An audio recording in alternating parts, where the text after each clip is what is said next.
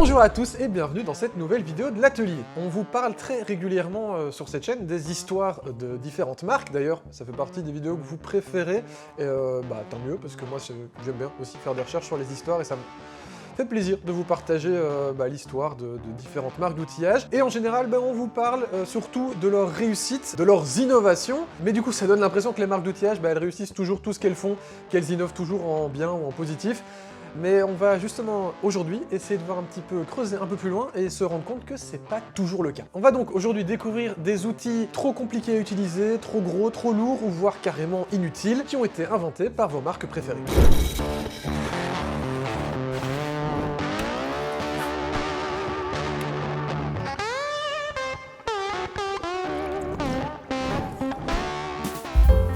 Il faut que je vous avoue que ça a été très compliqué de faire une liste d'outils inutiles ou des flops d'outillage. J'ai dû creuser beaucoup, soit parce que les marques d'outillage réfléchissent vraiment très bien chaque outil qu'ils mettent en commercialisation et donc ils ne se trompent jamais, ou tout simplement parce qu'elles arrivent à très bien cacher les choses et quand ils se plantent, ils balaye vraiment bien. Je ne sais pas, en tout cas, je vais vous faire une petite liste. Évidemment, peut-être qu'il en manque. N'hésitez pas dans les commentaires à nous dire si pour vous, il y a des outils qui ont été inventés qui auraient mieux fait de ne pas être inventés. Évidemment, je ne vais dans cette liste pas vous lister tous les outils que l'on peut voir à la boutique, la fameuse émission télévisée où on vous présente des outils magiques qui vous permettent de tout desserrer, de tout dévisser ou de tout faire avec un seul outil. Je considère que ça, c'est pas des flops, c'est juste des abrutis qui pensent trouver des solutions à des trucs qui ne sont pas des problèmes, mais bon. Voilà, on pourra peut-être faire une vidéo là-dessus aussi, les outils de la boutique, ça peut être intéressant. Dites-nous dans les commentaires si une petite vidéo un peu humoristique sur les outils inutiles de la boutique vous intéresse. Nous, aujourd'hui, on va essayer de parler de marques un peu plus connues qui ont tenté des lancements d'outils qui finalement ne marchent pas.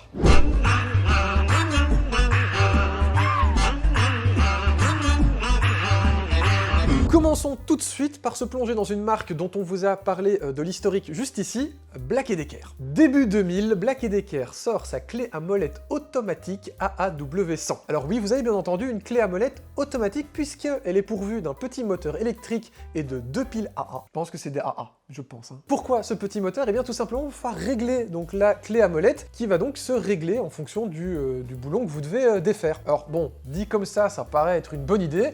Sauf que finalement, cette clé à molette, elle est trop lourde, à cause du moteur et des piles AA qui sont dedans. Elle est trop grosse, donc difficile à utiliser dans des endroits un petit peu petits, un petit peu compliqués, justement l'endroit où on utilise en général une clé à molette. Et donc finalement, pourquoi avoir un ajustement électrique alors que l'ajuster manuellement ne fait pas perdre beaucoup plus de temps, et de toute façon, une fois qu'elle est réglée, elle est réglée. Le boulon, il ne changera pas de taille quand vous le dévissez, normalement. Et du coup, vu que c'est le thème de la vidéo, cette clé à molette, ça va être un flop, puisque dans les ateliers professionnels, elle sera pas trop intéressante, puisque les pros, ils ont pas besoin d'un machin électrique qui en plus n'est pas rechargeable, donc il faut changer vos piles tous les X. Voilà, en plus en général, dans un atelier professionnel, on a des clés avec les bonnes dimensions, donc la clé à molette, pas très utile. Et pour les particuliers, il faut savoir que cette clé à molette coûtait quand même 40 € à sa sortie. Ouais, ça fait cher la clé à molette.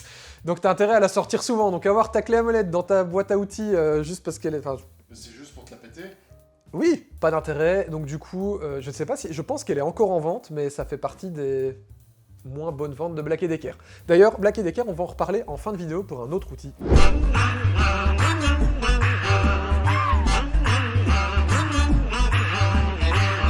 Continuons dans les outils automatiques, parce qu'il faut que tout soit automatique. Si c'est pas des smart outils, c'est des automatiques machin. Avec le Auto Hammer de Craftsman. Bon, Craftsman, c'est une marque dont on n'a pas encore parlé, mais comme c'est une petite marque, on en parlera certainement dans une vidéo mix de marques prochainement, ne vous inquiétez pas. Abonnez-vous à la chaîne pour pouvoir être tenu au courant de la sortie de cette vidéo, le jour où elle sortira, dans le courant de l'année. Auto Hammer, je vais pas vous faire un dessin, c'est un marteau automatique. Ce marteau automatique, il est donc commercialisé par Craftsman, qui est une marque américaine, dont on vous parlera certainement un jour, et qui appartient à Stanley Black & Decker, comme quoi... Vraisemblablement, Black & Decker, ils font des... Oui, c'est pas...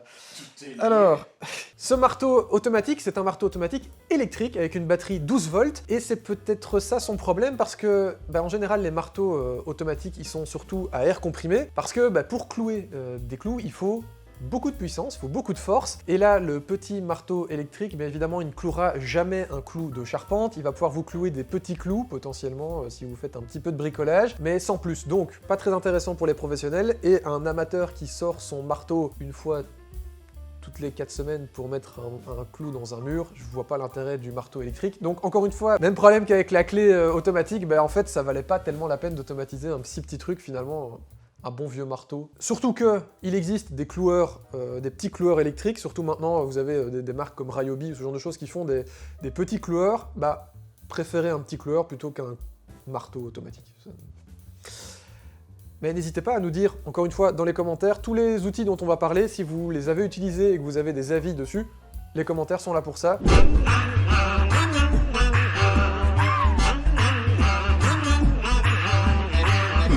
Passons maintenant à une marque qui a carrément disparu après avoir essayé de mettre en vente son produit. On va parler de Dualsaut. Rien à voir avec les films, hein. C'est pas Saut 2, c'est pas le Dualsaut. Non, ouais, mais je sentais que tu... Voilà. Alors, Dualsaut, grâce à son nom extrêmement original, on se doute que c'est donc une double scie. Et donc, c'était l'idée d'avoir une scie sabre avec une double lame, tout simplement. Double lame qui vont aller dans des sens opposés, hein, en va-et-vient, comme ceci. Genre vraiment l'une à côté de l'autre. L'une à côté de l'autre qui font... Mais tu dois quand même perdre énormément de matière. Alors oui, c'est plus large, effectivement, mais l'idée c'est, tu vois, comme tu as le couteau pour couper la dinde, tu vois, tout le monde a dû avoir ça chez papy, chez mamie, ou chez papa, chez maman, ou chez vous, le fameux couteau à dinde qu'on sort le dimanche. C'était le même système, hein, c'était vraiment deux lames qui frottaient l'une contre l'autre. L'idée de ce double mouvement, eh bien, c'était d'éviter le retour, parce que quand on a la lame qui s'accroche dans le bois un petit peu, on a un petit peu un retour dans un sens ou dans l'autre. Vu qu'il y avait deux lames, l'idée c'était que c'était plus fluide. Bon, sur le papier, ça paraît être une plutôt bonne idée. Le gros problème, c'est que pour pouvoir racheter des lames de scie, vous étiez obligé de passer uniquement par le site du constructeur. Impossible d'utiliser des lames universelles ou des lames d'autres marques, hein, c'était pas du tout le même système. Et en plus, le fait d'avoir double lame, ça crée un mécanisme différent, un mécanisme plus complexe, donc plus fragile. Tout ça construit par une marque nouvelle, neuve, qui découvre un peu le métier, qui n'a pas beaucoup de background, comme on dit. Du coup, ça n'a pas marché, ça n'a pas pris, et la marque Dualsaut a carrément disparu. Ouais. Dommage pour tous ceux qui avaient acheté des Dualsaut et qui du coup n'auront plus jamais de saut. Comme quoi, parfois, il vaut mieux rester avec du simple, du facile, surtout qu'une scie sabre, l'idée c'est quand même de couper des trucs très rapidement, de manière assez grossière. Ça valait pas la peine de se faire chier avec des doubles lames.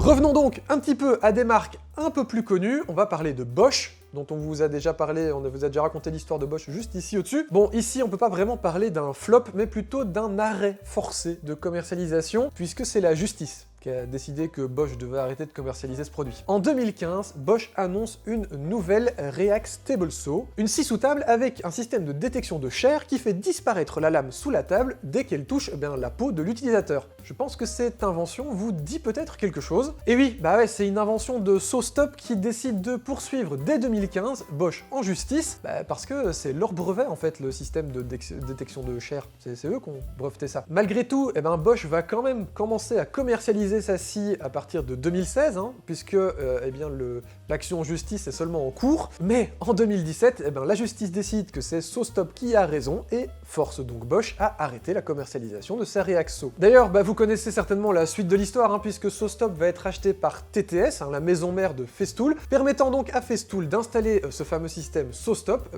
sur ses scies sous table. Voilà pourquoi Festool a le droit de commercialiser des scies sous table avec un système de détection de chair, alors que Bosch, lui, il n'a pas le droit. En réalité, TTS et Bosch ont signé des accords en 2018 permettant quand même à Bosch de commercialiser la Reax Saw sur le sol américain, pour passer par-dessus cette décision de justice. Bon, du coup, pourquoi est-ce que Bosch ne commercialise pas la Reax Saw finalement? Il se dirait, en tout cas en interne, que c'est surtout un problème de mise au point de la scie, parce qu'ils se sont rendus compte qu'il y avait des problèmes d'interférence avec les téléphones portables, ce qui pose problème, hein, parce qu'on a quand même souvent notre téléphone sur nous, et si le fait d'avoir son téléphone fait que la scie ne détecte pas le doigt et que du coup on se coupe le doigt, c'est un peu con. Et je pense que là, Bosch a d'autres chats à fouetter, ils se disent que finalement c'est peut-être pas une technologie si importante à mettre en place et à développer, et donc chez Bosch, la technologie est à l'arrêt, en tout cas c'est ce qu'on sait jusqu'à présent, et c'est donc uniquement Festool qui peut utiliser la technologie mise au point par SawStop. Peut-être que l'avenir nous montrera le contraire, peut-être que Bosch reviendra quand même avec un système d'arrêt automatique. On en sait pas plus.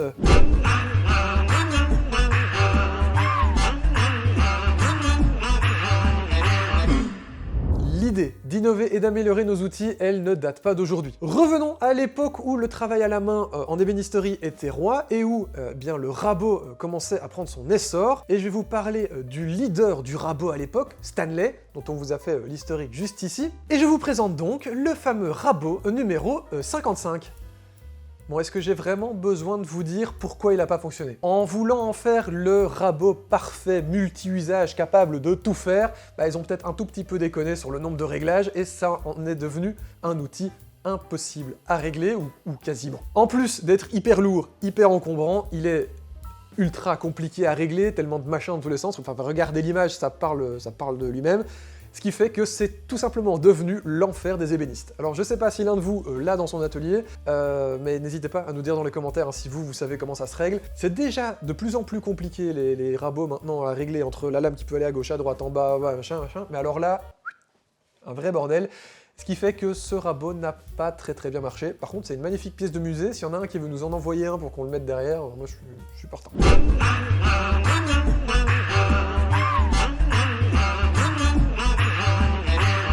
Revenons un petit peu à notre époque, puisqu'en 2019, une marque dont on vous a déjà parlé ici, Milwaukee, va lancer des nouveaux embouts révolutionnaires, les Matrix.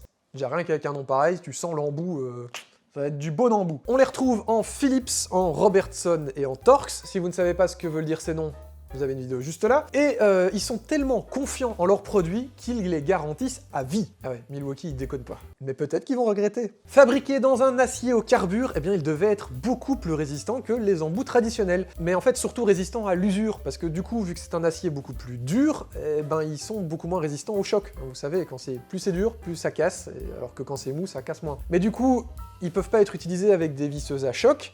Sauf que les gens qui lisaient l'indication que c'était beaucoup plus résistant, ils se disaient, bah du coup, je peux les utiliser avec des visseuses qui donnent des chocs dessus, ce qui fait que les embouts ont tendance à casser, évidemment. Or, si tu vends un truc qui est garanti à vie, mais qui pète, et que tu sais pas prouver avec quoi il a été utilisé,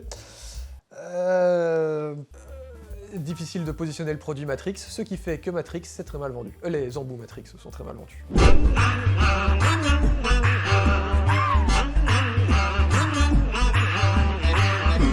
Comme promis, on va revenir sur Black & Decker avec la fameuse AutoSense.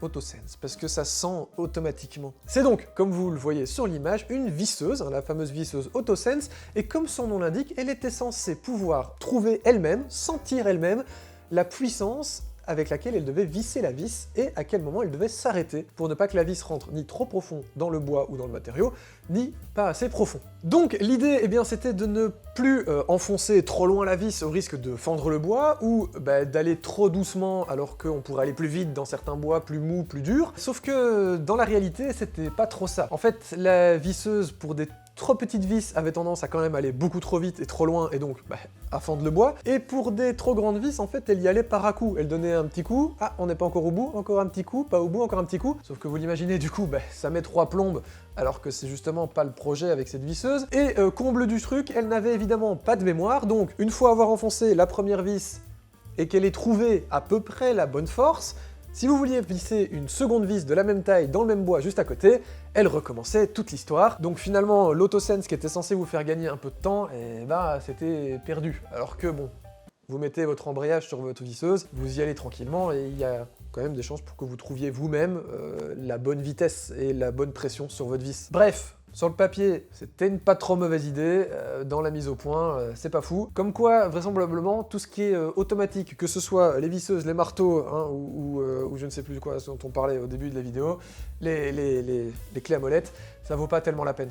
Faisons-nous confiance. Bon, vous l'aurez compris, vu la rapidité de cette vidéo, des flops ou des ratés, il n'y en a pas énormément dans le monde de l'outillage, ou en tout cas, j'en ai pas trouvé beaucoup, et pourtant, Je dois vous assurer que j'ai cherché, et comme je vous le disais, j'ai évité tout ce qui était vu à la télé ou outillage de la boutique ou ce genre de choses. Ça, on en parlera prochainement dans une autre vidéo. N'hésitez néanmoins pas à nous dire dans les commentaires si vous avez d'autres outils que vous trouvez qui ont été des flops, ou des choses qui sont inutiles, ou qui sont inutilisables, ou qui n'ont pas tenu assez bien, etc. N'hésitez pas vraiment à nous le dire dans les commentaires. Merci d'avoir regardé cette vidéo, n'hésitez pas à lui mettre un pouce vers le haut si elle vous a plu. Pensez à vous abonner à la chaîne, bien si c'est pas encore fait, à nous suivre sur les réseaux sociaux, les liens sont dans la description. Et si bien les outils d'ébénisterie vous intéressent, et les outils un peu étranges vous intéressent, je vous renvoie vers cette vidéo où on vous a présenté plusieurs outils étranges, ou non étranges, ou aux formes étranges, de l'ébénisterie.